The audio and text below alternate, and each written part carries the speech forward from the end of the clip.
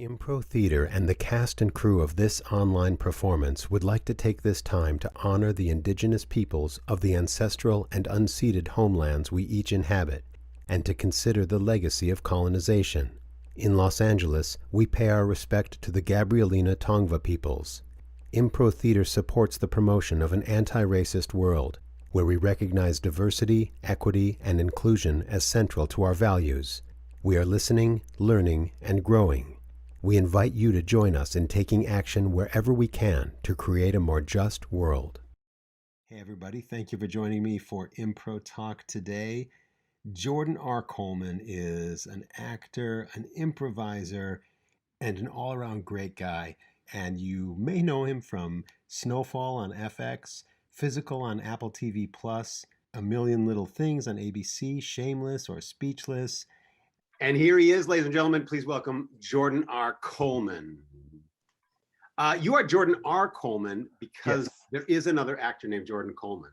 Yes, there's a kid that was in the Backyardigans. His name is Jordan Coleman. And I guess for whatever reason, I just wasn't being creative on the day when I signed up for SAG. And I just said, Jordan R. Coleman, that'll work. But yeah, I always kick myself now because like now I'm like, man, I should have went with like Russ Cole or something, like something cool. But I didn't. No, I think you're good. I think thanks, man. So Jordan, I'm so excited that you're here. Thank you. There's a lot to talk about. Yeah. I know you. I know we've met, or I know you from because you were involved with comedy sports in Los Angeles for a long time. Yeah. And I saw you in shows there and in passing and that sort of thing. Yeah. But I know from the research that I've done that I've been Googled. You were doing comedy sports back home in Texas, in Houston. Yes. I started doing comedy sports, I believe in 2008 in Houston. I did it there for almost 5. No. I did it for almost 4 years in Houston before I moved to LA. Yeah. Under the banner of Diana Delaney, I believe. Yes, the wonderful Diana Delaney, who taught me a lot of what I know, man. So yeah, it's always weird whenever I would see her at like tournaments and stuff. It would be weird, like, man, I'm here in LA with LA, but I come from. So yeah. Always fun. I know Diana from way back. But before you got involved with doing stuff, man, I grew up doing plays at church. Oh, you did? I did church plays and things like that when I was a kid. I was always like the funny kid, the kid that was talking too much, the kid that was trying to crack a joke and this and that. I remember watching football games with my dad, and like something weird would be happening, and me like having the mind that I had, I would like make up little like weird scenarios or like scenes between like the coach and the quarterback when something wasn't going right, and my dad is just like, "What are you doing?"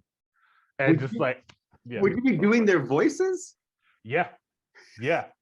So like I forgot, I think it was Jeff George, quarterback for the Redskins at the time. Something wasn't going right, and I was just like, between him and the coach, and I made like a little scenario, and my dad was very confused.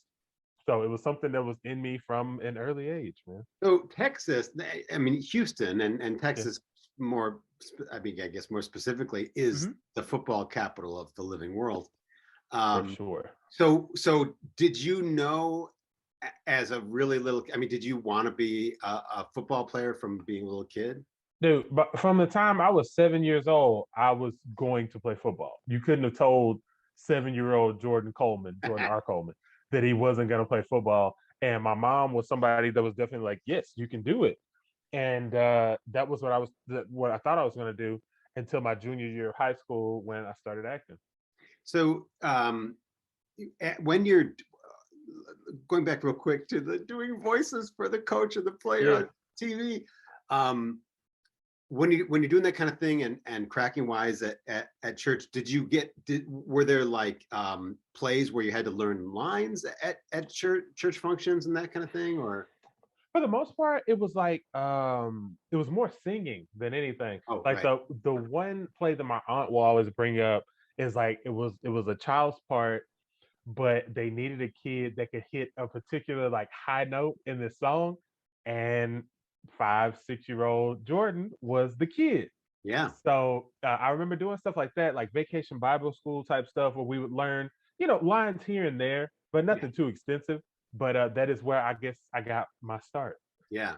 Yeah. So you're full on football Yeah. from seven or something like that. Mm-hmm. And you're a big guy. Were you a big Yeah. kid? I was a huge kid. You Yeah. were. I was a huge kid. I was man, I think I was like 5'9", going from 5th to 6th grade. Dang. So yeah, I was a big kid. So yeah, playing ball and everything that went along with that. That was my life when I was So young. did you do like I mean these are some of these questions are going to be ridiculous to a person who lived football like that, but did you do like summer football camp and that kind of stuff? Yeah, I did summer football camps. This thing in Texas they used to have called TAC. I forgot what it stands for, but we would do it at the high school. And we would like do drills, and we run in the literally like 102-degree Texas heat, like just running and getting ready for it. And then a month before school would start, we would do 2-a-days. So we would have 2 practices a day. Yeah, for anybody who's not familiar, 2-a-days means that you have a morning football practice where you do your full-on practice, and then a few hours pass and you have like an afternoon or evening practice. And I did that in high school, but nice.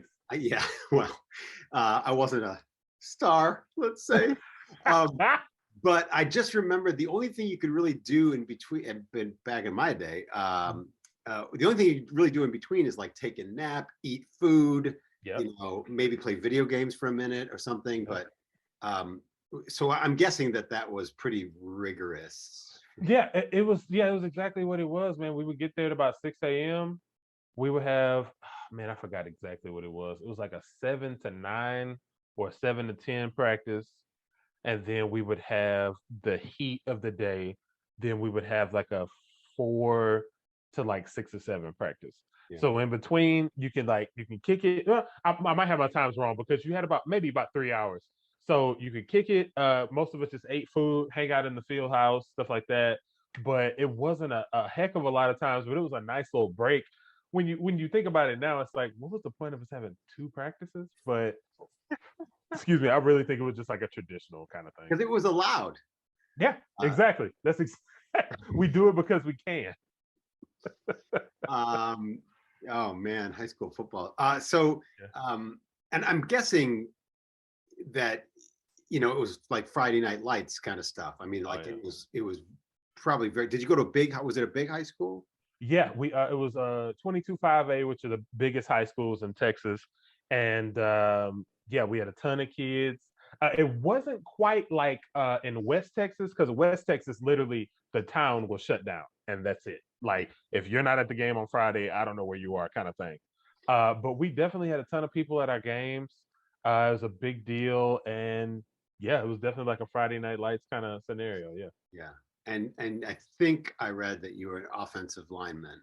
Yes. I played left tackle. So played offensive tackle. You just did not let those people get at your quarterback. No. Whenever I got in, I would definitely do my best to keep the quarterback safe. Were you a wiseacre in high school? Were you cracking wise in the back of class and making jokes? For sure.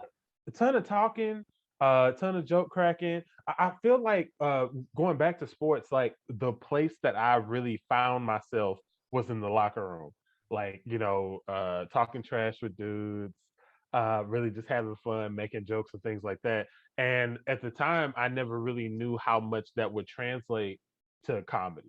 Yeah. And it's the same thing, but you don't know at the time. It's like, oh, I'm just talking with my friends. But it's like, no, you're making jokes and observations and different things like that.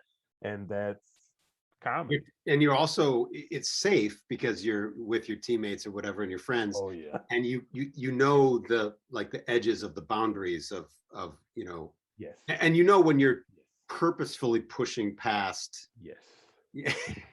And you learn very quickly in high school, especially high school athletics, there aren't really any boundaries. Like I've heard dudes say things to each other where I'm like, hey, man, what? Why'd you say that? So yeah. Wow. Yeah. How did we'll circle, we're going to circle back again in a minute to All right. that. How did you discover that, like, how did acting or performing or something kind of creep its way in back into your world when you were junior? Man, honestly, I it was an elective, and I waited until my last 2 years to take theater, and it was required that you take a tech theater class and a theater class, like a theater arts class. And I go to my counselor, and they're like, "Yeah, you have to take these classes." I was like, "Oh, okay, I didn't know that I needed to." So taking tech theater, being myself, again, making jokes, like you say, cracking wise in class. My tech theater teacher, Mr. J, is like, hey Jordan. I was like, yeah. You're a big guy. I was like, yeah. It's like, are you interested in maybe doing a play? I was like, guess. And he gives me the playbook for Of Mice and Men. Oh, And I'm like, I don't know. I play football. He's like, it's second semester. It's our UIL competition in Texas. It's second semester. You don't even have to worry about it. I was like, oh, okay. So that was very much my start into acting was that day. I mean, that's amazing. I mean, like, you were just being yourself, Yeah. and your tech theater teacher, Mr. Jackie Beck. Yeah, Mhm. he just saw it, Mr. Yeah. Jack, and he was like, Yeah. did he already know he was going to do Of Mice and Men, or did your presence, you don't even know? Now the backstory, I don't know. I just know that day he knew that was what they were doing. And he was like, "Do you want to do it?" I was like, "I guess." He's like, "Just look at the play. Just look at the script, and then just go from there." And he took me over to the theater arts teacher, Miss Barfield, and she gave it to me, and I was reading it because we had study hall before practice. Oh no, we had study hall during the period for football, our athletics period, and I'm just sitting there and I'm looking through it. I'm like, "Oh, okay, yeah, all right." And some of my buddies are like, "What is that? Like, what kind of book is that, bro?" I was like, "Oh, What's that it's a skinny little script." book? Yeah, yeah. And I'm like, it's a script. And like it was, yeah, that's how I got into it. How did the play go? How did the show go? It was great. It was great. It was great. Um it was I was always the kid that like instead of like cartoons on Saturdays, I would watch movies.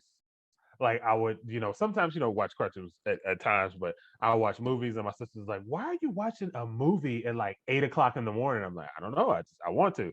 So like getting into theater, like seeing a script, breaking it down as much as you do in high school, and really like learning more about what I already loved was really cool. And the play went well. Got some awards, got some you know, admiration from the judges and different things like that. And I was like, man, this could be a thing. This, like, I could maybe do this. So yeah, You it felt got really some. good. You got some awards. Yeah, What, you're hiding your light under a basket here? What right. what were the awards? What did you like? It, Best new actor or something like that? I got oh man, I got like honorable mention for best actor, and then I think I got that twice. And then when we did UIL the next year, my senior year,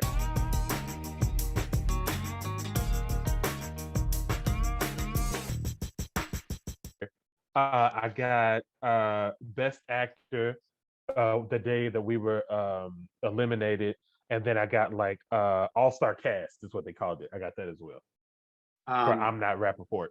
oh, really? Yeah, Wow. What a yeah, great, that's fantastic.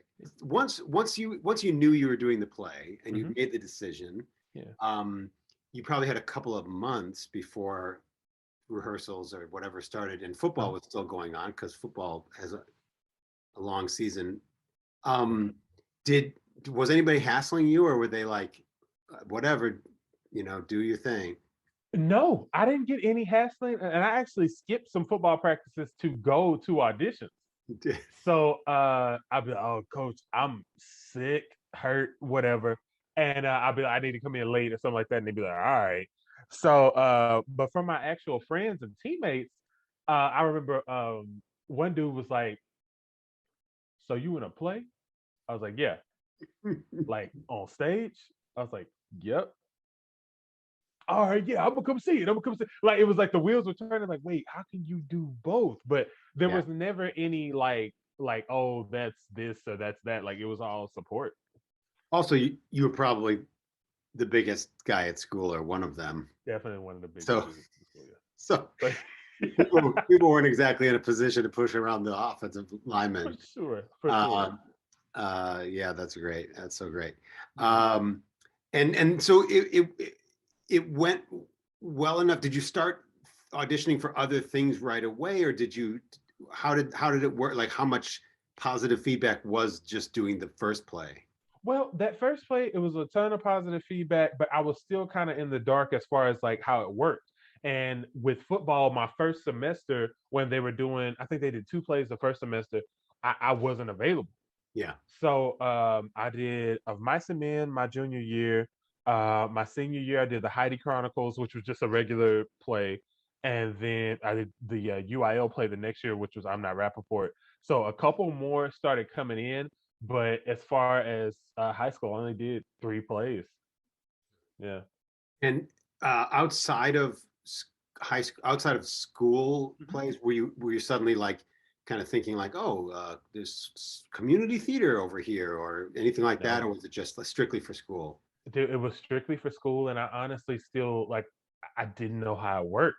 Yeah. So I only did the Heidi Chronicles because somebody dropped out, and they're like, "Hey Jordan, come over to the theater room real quick." I was like, "Okay," and I did, and they were like, "You want to be in this?" I was like, yeah, I guess." And I didn't know what's going on there. But as far as like outside, like you say, community theater and things like that, I had no idea. Yeah. I only started doing comedy sports because we had this thing called Southwest Casting in Houston, and a buddy of mine saw that I was looking at like the breakdown for it. I was like, man, improv, I don't know, man. Funny people that can do, I don't know, dude. And my roommate at the time was like, if you don't do this, I'm never gonna talk to you again. Uh, Like, if you don't go to this audition, like, go to this audition. I was like, oh, okay. So I went to it and started doing improv, short form yeah, improv. fantastic. Yeah. Did you play football senior year, even though you had discovered theater? Okay. I did. I did play football my senior year, and it was the same thing as my junior year. I knew that first semester that was that, and then the second half I went and started doing theater. Right.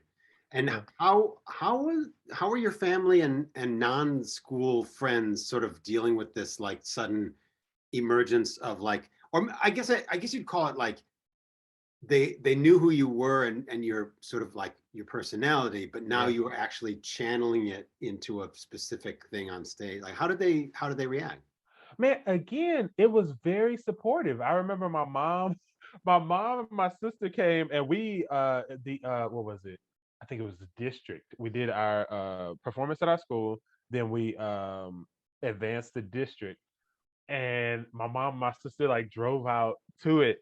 And I remember after the play, I come out in my costume and stuff. I'm like, "Hey, okay." And my mom is just crying. Hmm. She's crying. She's, I know it's not real, but you were so good. I was like, okay, that's good. My dad, like, he was cool with it as well.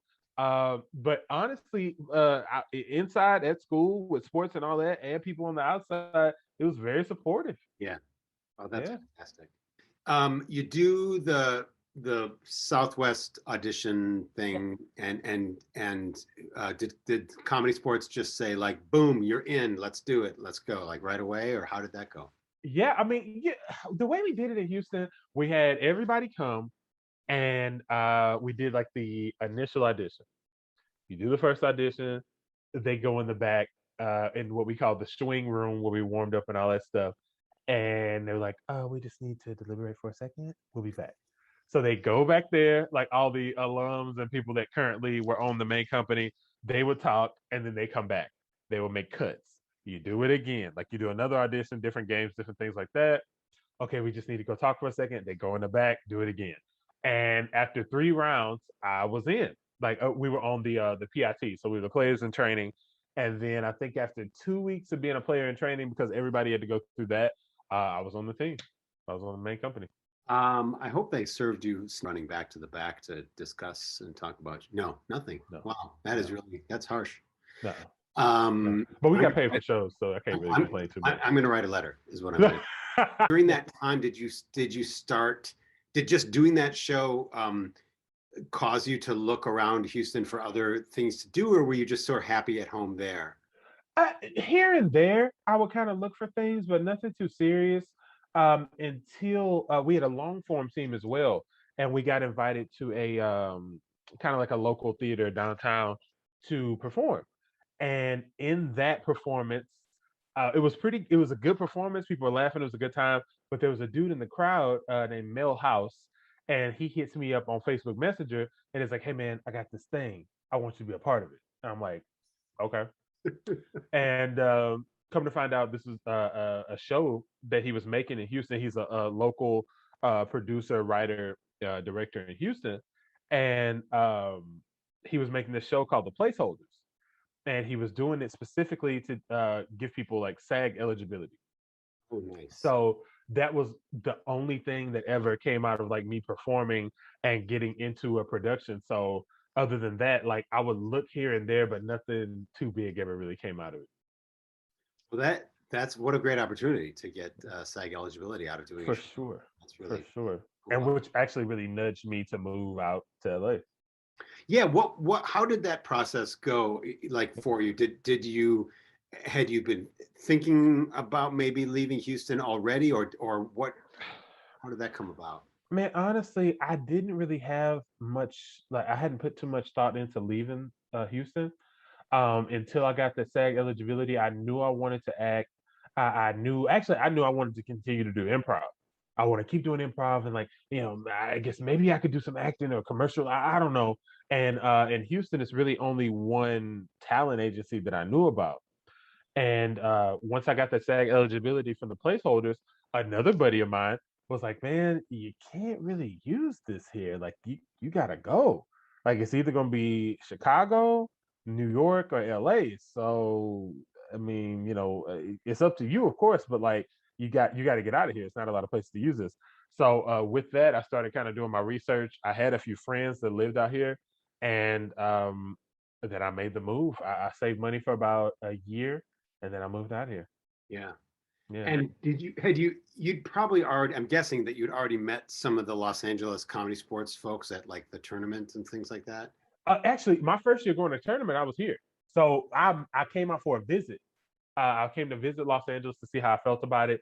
And Diana actually set up me playing with the Los Angeles team, and I met everybody that way. Oh, I met a lot of people that way. Oh, that's fantastic. So kind of a soft landing coming to LA. A little bit, yeah. Yeah. But do you get back to it's a bit of a hike.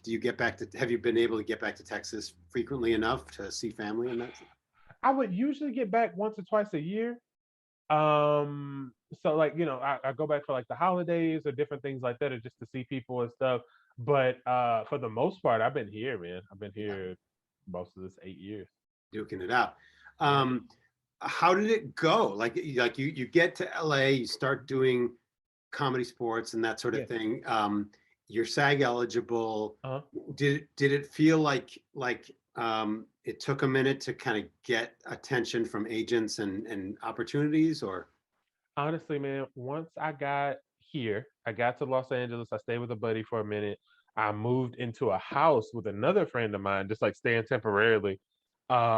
Once I got my reel together from one of his roommates and started sending things out, it was kind of not instant, but it worked pretty quick. I started sending emails out. I got the casting directors, not casting directors, I'm sorry, the agents listing from what is that bookstore called? Samuel French?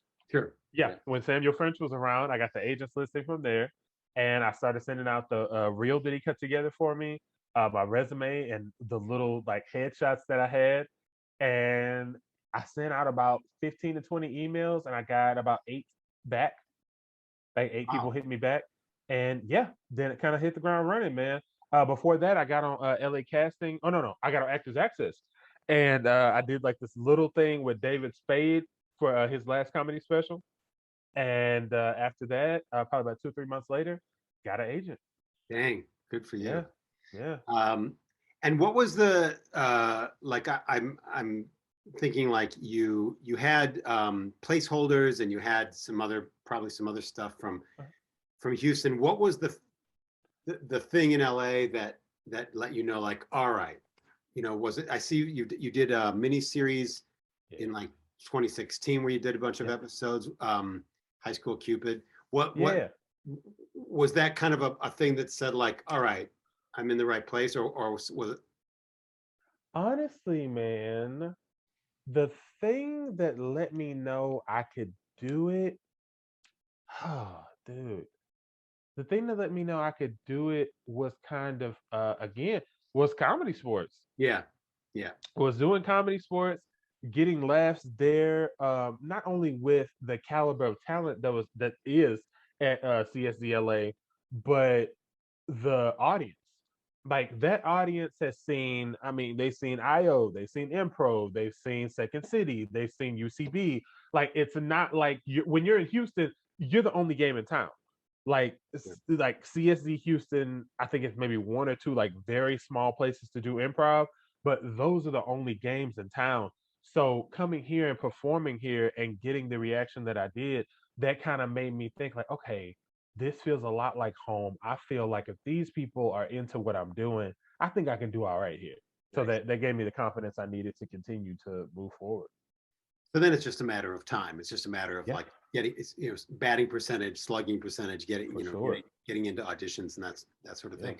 thing. Is there any sort of early LA job, like commercial or other theatrical job that you kind of hold close to your heart as being kind of like yes, kind Man, of? booking that first commercial for Aaron's Furniture.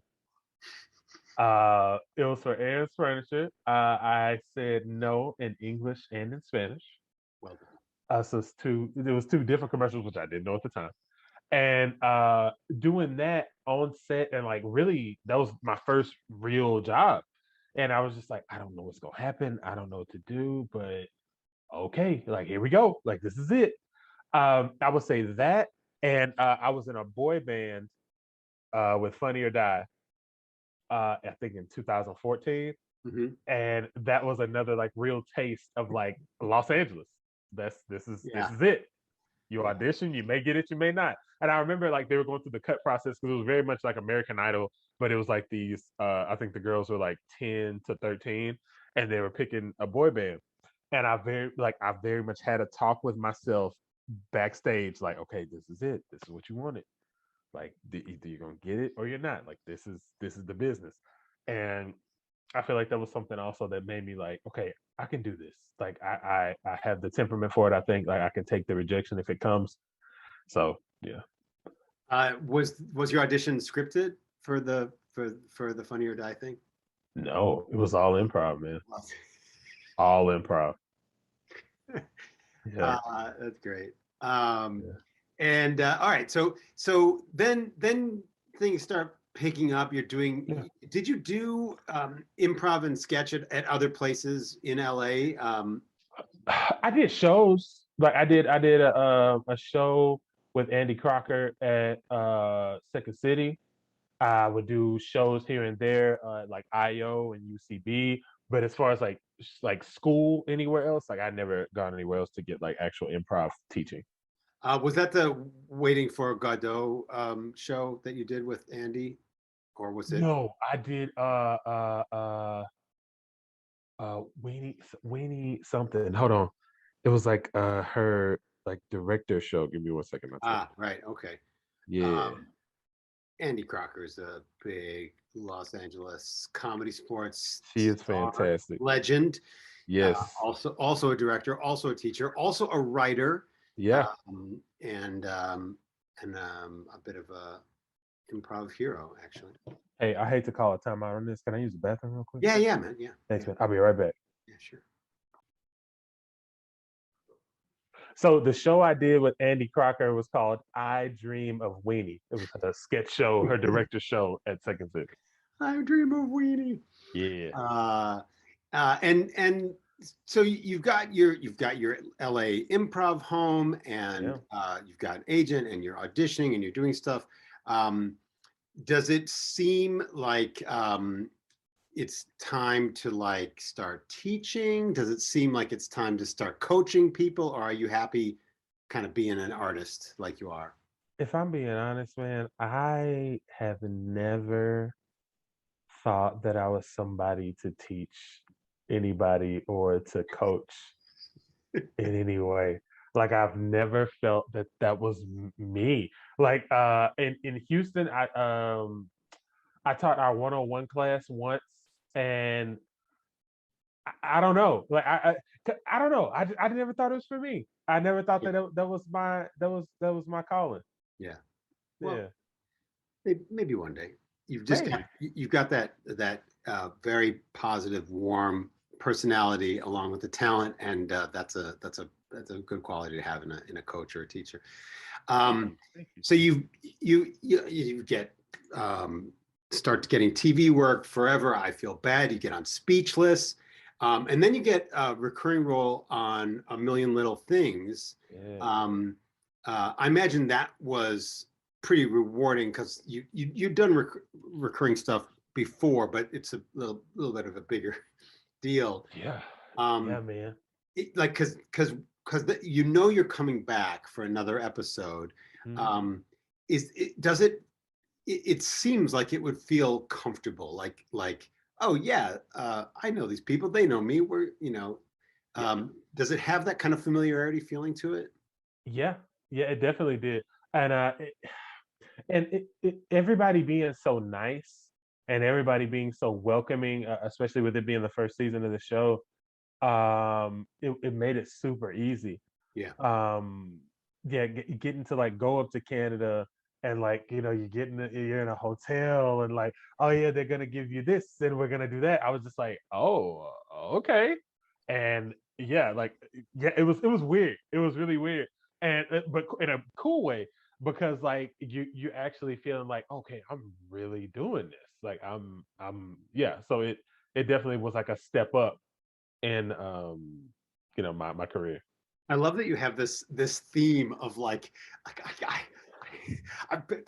I'm doing it. It's really happening. Like Yeah. each step of the way, the universe is saying, "Dude, this is what you should be doing. This is where you should be." And each time you're like, "Wow, imagine All that." right.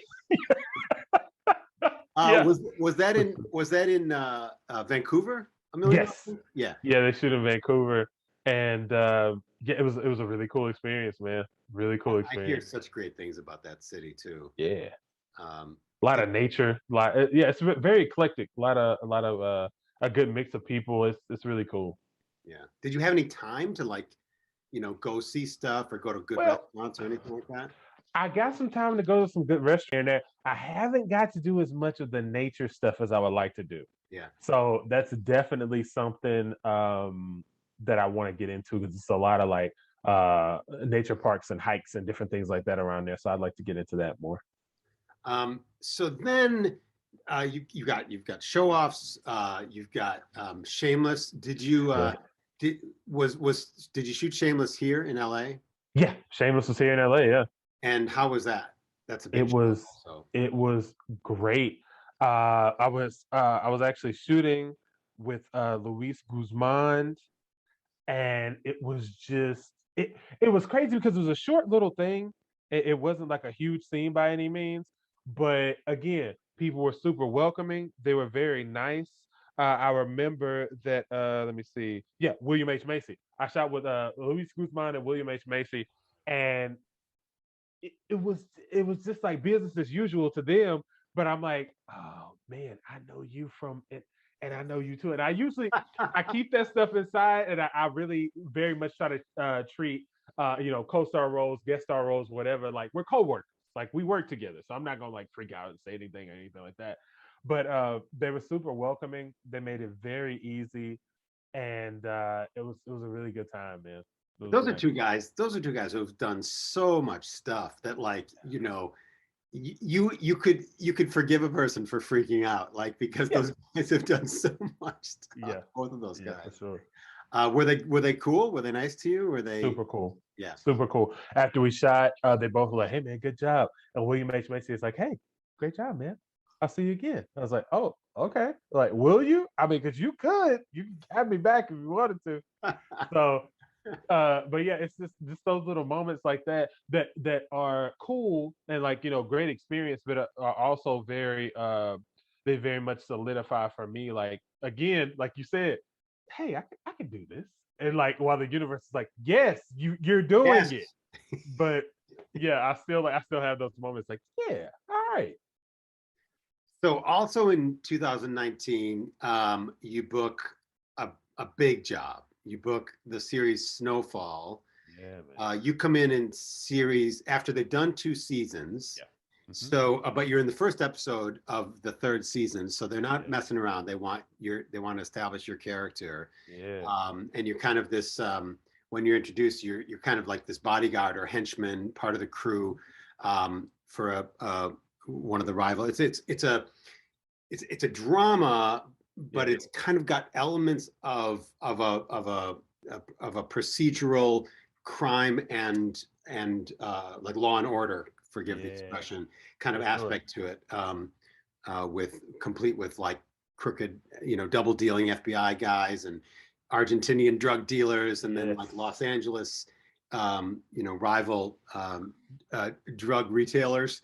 Yeah. So I assume that you was it called a recurring role when you auditioned, or was it called the series regular, or what was it? What was the? Man, I was so close to being a series regular. Okay. I was from what I've been told, so close to being a series regular. I was actually a recurring guest star, Okay. and yeah, ended up doing 13 episodes of that show, which was like, yeah, which was amazing. Now, so John Singleton was Mhm. a executive producer on Yeah, that show. Did you meet him? Did you get to? he was at my callback. He was. He was at my freaking callback, and it was so strange. I go to my callback. They had the stick shack carpet for whatever reason. I don't know why. Like a rug. I walk in and I look to my left, and John Singleton is just there, like, just looking at me, and I'm like, "What? That's John Singleton." I almost trip on this rug. I get in, get to the middle of the room, and what I was thinking was maybe going to be a producer, maybe a director. It was literally like, it was like 12 to 15 people in that room, and I'm just like, wait, what? So we do the scene, get some laughs, get some direction. They say I do a great job. I'm like, okay. And I leave because, like, you never know what's gonna happen, if they actually liked it, if they actually didn't, whatever. Um, but about 4 to 5 days later, I booked it. Fantastic. Yeah. So for anybody who's not 100% sure, John Singleton was a amazing writer, director, producer. Boys in the Hood, Yeah. Poetic Justice, Mhm. the reboot of Shaft. Yep. He did a bunch of 30 for 30s, I think. Mhm. He actually worked in the early seasons of Billions. Um, so I mean, this guy is he's a legend. He was Yeah. and unfortunately passed during the while Snowfall was being made. Yeah. During season 3. Yeah. What was it like? So I've been trying to kind of come back to this question. Yeah. Has there been a point? I guess I was going to say apart from comedy sports because it seems a little too obvious, but has there been a point in your professional TV film work where the discipline and everything else that you took from high school sports really kind of came to your aid or applied, or has it just been, I'm a hard worker and I know what my job is and I'm going to do my job? Well, I would honestly say, and I was actually talking to a buddy of mine about this. Really, the hard work and the ability to kind of just put yourself on autopilot and get through the times that are kind of tough. Like, because I know in football practice in high school, like there would definitely be times it's, 98, 101 degrees. And it's just like, man, I don't want to be out here. I don't want to be doing this. But you know what? Kind of turn my brain off. I know exactly what I need to be doing. I'll get through this practice, and it's Wednesday. We're at practice tomorrow, games on Friday. So like you kind of just get yourself through those moments and just kind of just put your head down and keep your feet moving to quote Friday Night Lights the movie. And yeah, I really do feel like that, along with taking the same sort of mentality and I guess tenacity from sports into not only improv but also acting, like very much attacking something, going for it, giving it everything that I had. And the cards will fall, chips will fall where they may, because so much of it isn't up to you. Like in football, you line up against somebody and it's very cut and dry. Either you won or you didn't. But with this, it's so much that you don't get to see in acting. Like you may be in a room where they're like, "Oh, Jordan, great job, we loved it," and you never hear from them again. It's like, "But you loved it. Wait a minute, I thought I booked it." So Yeah. unfortunately, there's that. But I do feel like that mentality from sports has helped me a lot. Because there's so much time as an actor where the phone isn't ringing or your email isn't pinging, you're not getting auditions, you're not, and you have to keep yourself, mentally ready and available emotionally for because you could get an audition, in a minute and suddenly have to, like during the pandemic, suddenly have to self-tape it tonight, Yep. or something like that. So And it's 5 pages. Like, wait, and it's what? yeah. What? Yeah. So that is that. I guess that is where the kind of the discipline of keep your head down and put your head down and keep your feet moving Yeah. comes into play. And it's really interesting you say like turning off that part of your brain and just doing, quote unquote, just doing it. Yeah. I've heard that from people before, and I'm really that's just sort of like it resonates with me. That there are times when you just have to be like, well, this is what I'm doing right now. I can't be. For sure. Yeah. Yeah, Have you I'm an ever? actor, but I work at Starbucks, or I'm an actor, but I'm a bouncer. You know what I'm saying? Like you get through those times and then get to wherever that's taking you. Yeah. Yeah. I, I'm curious about this, and I think I know the answer, but I'm gonna ask it anyway.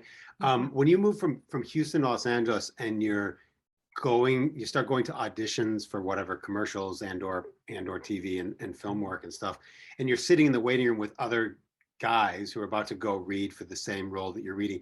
Were you ever a person that was like susceptible to being rattled by somebody else in the waiting room, or were you always just like, you know what? I'm an offensive lineman. I'm going to be fine. Honestly, man, the one thing I never got rattled. The one thing that I didn't like to hear, or I still don't like to hear, is other people's auditions. Yeah. I don't like to hear that because, like, I kind of have it in my head how I want to do it or how I think it should sound or whatever. So to hear somebody else's, it's just like, well, I don't know. Is that how and I don't want to get in my own head. But other than that, I love sitting out in the lobby with people and kind of, talking smack and, like telling jokes and stuff like that. Like just kind of getting a feel for people because I really do feel like that carries over into the room.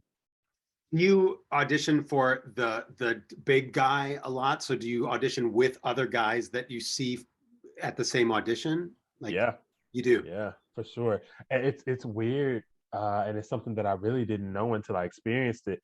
You walk into a lobby or a waiting room, and it's like 3 or 4 guys there that kind of look like you, and it's weird. And I was just like, wait, you're me if I was like 5'7".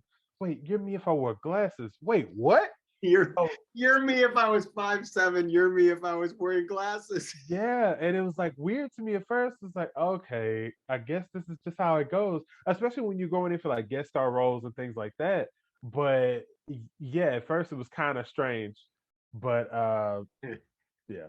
A friend of mine told me recently at an audition on Zoom or whatever, but he said, dude, I was like, how's it been going? He goes, dude, you know, when we were back home, like, because I grew up in Wisconsin, Oh, like yeah.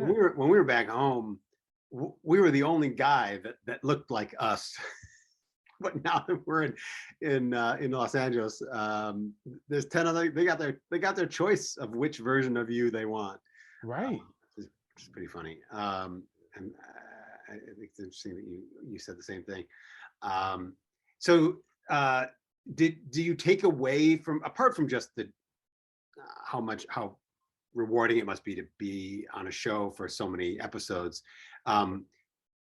did you take away any sort of valuable lessons about how things work by being, you know, 13 episodes is no joke. I mean, you're on set, you're probably working with getting to work with a lot of different directors, you're you know, a lot of different other actors and that sort of thing throughout the seasons. Are there any sort of lessons as an actor or lessons as an artist that you take away from that experience? Well, one thing for sure is just like always be ready. Trust your instincts. If you do something that they don't like they'll tell you. A director's gonna let you know, like, hey man, that was weird, or hey, try it like this or whatever. Man, But like I really, yeah, right, like, hey Jordan, why'd you say it like that? no, that was weird. That was just weird. That was weird. So like it definitely was like a trust your instinct kind of thing. And I feel like with well, from improv, you get a really good sense of tone, what something is supposed to sound like. Okay, this is going on in the room. When I walk in the room, I should say this like this. And that was a compliment that I got a lot on set. Like your ability to match the tone of a scene and know where something is going is great. So like I would just continue to trust my instincts with that, and it definitely helped me, not only like from directors and producers, but other actors on set. Eamon Joseph in particular, when he came up to me, I think like my second day working, he's like, "Hey man, you know, when the camera's not, when you don't have lines, the camera's still on you. So you know, make sure that you're engaged and you know you're doing something interesting whenever it's on you, because you know those kind of things can make it to where you get more screen time, different stuff like that. Just like little nuggets and things like that.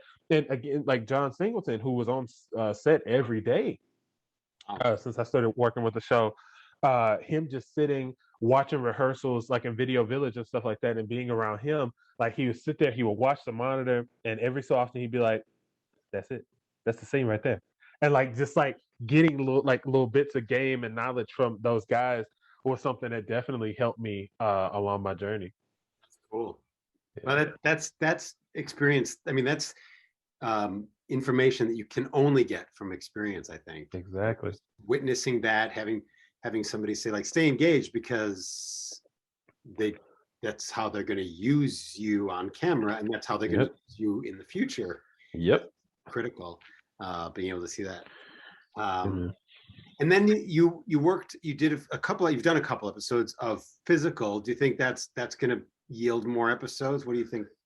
I have no idea. I got the best feedback from the creator and executive producer of that show. I think it was this. I think the assistant director. He came up to me and he was like, "Man, the executive producer is gonna come down." When she watched the tape, she called me immediately and was like, "This guy has it. He's got it." So I was hoping that like somehow Vince would come back on that show, but it hasn't happened yet. Still got my fingers crossed, because that was one of the easiest and most fun days that I've had so far on set. We shot at a house in Long Beach, right on the beach, hanging out. They had churros. It was for the scene, but they made extras. So it was really fun, man. So I would love to be back on Physical. This is Physical is Rose Byrne, Roy Scovel. It's a period piece, sort of Yeah. in the 70s. Yeah. Do you think that that people appreciate like improv as a training ground for film and TV work in the right way? This is kind of a weird question to ask, but a lot of people say, "Oh, you should have improv training, so then you can kind of like make a joke about a line." But I think that improv training teaches you how to be present Yes. in the moment with your scene partners and the other people around you, whether they're in the scene or not. What's your take on improv training to translating to TV and film work? Honestly, man, I do feel like it's more so what you said. Like people think it's more like, yeah, you can make a quick joke or you can crack a something here or there. It's like, but honestly, it's more of being present. It's more of like I said before, like learning tone, learning like, okay, if they said this 2 lines back, then my line should definitely be said this way. Like it teaches you those things. Like it's not always about joking and comedy. I really do feel like it's a tool that isn't utilized enough. Because like on set, I don't know about you, but I've definitely run into people that are like, "Oh, comedy? No, not absolutely not. Yeah. Like I'm not doing that." Yeah. So like, and they don't understand that like if you took an improv class or two, it would help you with your drama. Like it's not all just jokes. Yeah. So I think it is a tool if it's something that you tap into, but I don't think enough people know how beneficial it could be. Yeah, that's a really good point. Um, this is something I've been asking guests lately, and it's become a bit of a habit. So bear with me. But if you have the opportunity to talk to somebody who's thinking about "quote unquote" chasing their dream, or thinking about that I play guitar a little bit over here on the side, but my parents are telling me I should be a lawyer, or maybe it's an adult person who's like, oh, I've always thought maybe I could do some acting or singing or whatever it is. Yeah. Do you have sort of advice or just thoughts for would-be artists, would-be creators out there of any age? Honestly, man, if you love it and it's something that you constantly think about, I would say just do it. And I know that's been kind of the phrase of the night, but you just have to do it. I knew when I was in Houston, I was working at a trucking company and I started doing CSC Houston. And I knew probably within the first few months, if I don't pursue this and I don't actually really try to make a go at performing uh, as an occupation in some capacity, I'm gonna hate myself. Like, because if it doesn't happen, if I don't make it happen, I'm just gonna be the really funny dude at UPS, or like the really funny a CPA or something like that. Like, oh man, you man, you're really funny. You could have, and that would have ate me alive. And it was like, dude, you have to go at least try. So I always like that's what I say, man. If it's something that's in you and that's constantly on your mind and that you know that you can do, because I feel like people know you know when you find that thing.